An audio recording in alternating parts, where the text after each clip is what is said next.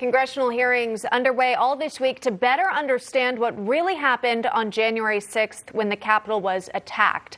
Some politicians and reporters in the media have categorized it as an armed insurrection. But listen to what happened when Republican Congressman Ron Johnson asked security officials about that claim.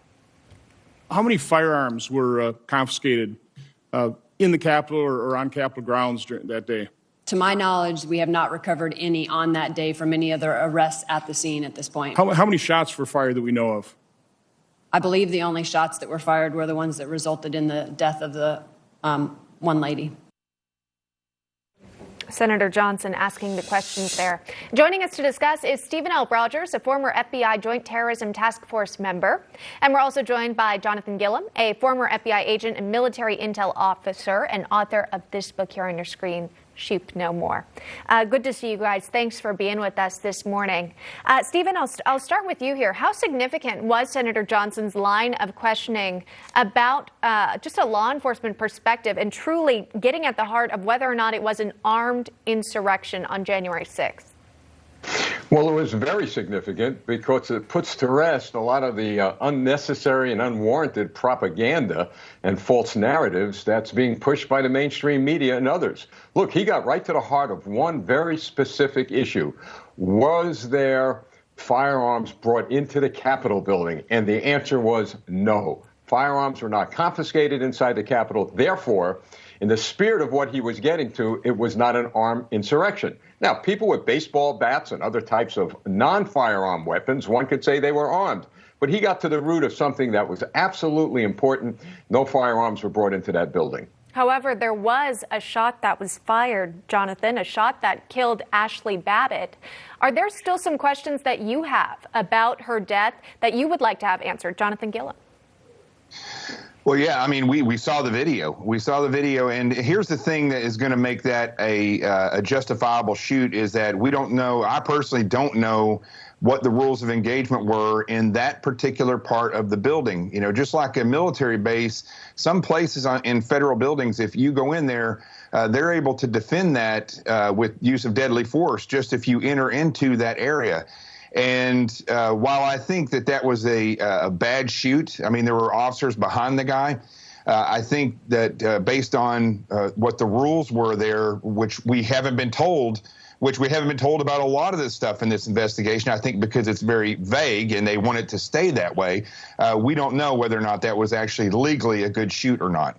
There are also questions still surrounding the death of Capitol Police Officer Brian Sicknick and exactly what caused his death here. FBI Director Christopher Wray was questioned by Senator Grassley about it. Let's watch.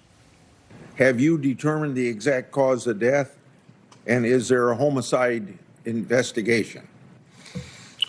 So I'll take the last part of your question first. There is an ongoing investigation into his death. I have to be careful at this stage because it's ongoing not to get out in front of it. You know, Stephen, there had been some mixed reporting initially, whether it was a death due following some blunt trauma to the brain, potentially a fire extinguisher was used. But then there are other reports that it was a health issue that, in fact, led to his death. Would you like some clarity on this as well? Yes, to begin with, when a law enforcement officer states that it's an ongoing investigation and therefore I cannot add value to the conversation, that's an excuse to say, I'm simply not going to tell you what I know. I spent 38 years of my life investigating crimes, and the first thing you do is you become very transparent and you let the public know exactly what you know. Now, keep in mind that also one primary part of an investigation, when there is a death involved, you've got to find the cause of death. That's paramount. That could lead you to determining whether it was a homicide or whether it was another cause. So we need to know exactly how the officer died. The rumors, again, the propaganda, the false narratives, clearly he was not killed by a fire extinguisher. He was clearly not killed by someone beating him. He died some way, somehow, and we are owed, especially his parents are owed, an explanation. I simply would say this to you, that for some reason, unbeknown to us at this point, they want to stick with this false narrative, but they're going to get caught. We're going to find out why, and somebody's going to be held accountable, maybe not for his death, but for what looks like a cover-up. This is why people have a hard time trusting the government. Senator Grassley tried asking the question sort of a different way to, again, try to get an answer, and here's that. Since the investigation is going on, you have not determined the exact cause of the death? That means we can't yet disclose a cause of death at this stage. But you have determined the cause of death. I didn't say that. We're not at a point where we can disclose or confirm a cause of death. Really going to Stephen's point there, but Jonathan, again, your reaction to how there's still so many unanswered questions surrounding the officer's death? There's unanswered questions because they don't want them answered. I mean, that's basically it. Christopher Wray, I think, is the biggest buffoon we've ever had lead the FBI. I think Comey was the most unethical, but this guy is completely in over his head. I mean, he's the same guy that said that Antifa is not an organized group or a domestic terror or an international terrorist group for that matter. They weren't terrorists. This is the same guy who now sits back and tells Congress everything that the Democrat Party wants him to tell them. Same thing with the Department of Homeland Security director. What we're seeing here is not safety and security or fidelity and bravery like they talk about in the FBI. This is a liar or just incompetence on behalf of the Democrat Party. It's just plain and simple. Some are saying, critics at least, are saying that ill-prepared, Director Wray was ill-prepared for some of the questions he was asked, and clearly if he wasn't able to produce an answer, perhaps there will be a follow-up there.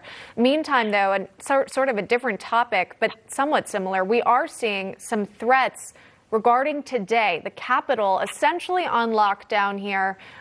Stephen, this kind of goes back to some sort of conspiracy theory surrounding potentially people taking over the Capitol again, sort of what we saw on January 6th here. Are officials acting under an abundance of caution here, or is there a real threat? Well, they are telling us that they have enough credible and actionable intelligence to consider this as a real threat. So I've always said, look, if you have that type of information, then take the necessary measures to protect the target. This was an intelligence failure, keep in mind, on January 6th. They had the information. They had the information there was going to be an attack. President Trump offered National Guard troops. They refused it.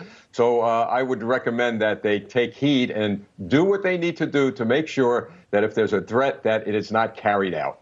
All right. Well, we know the National Guard are stationed there, and there are also those barriers put in place that were not present on January 6th.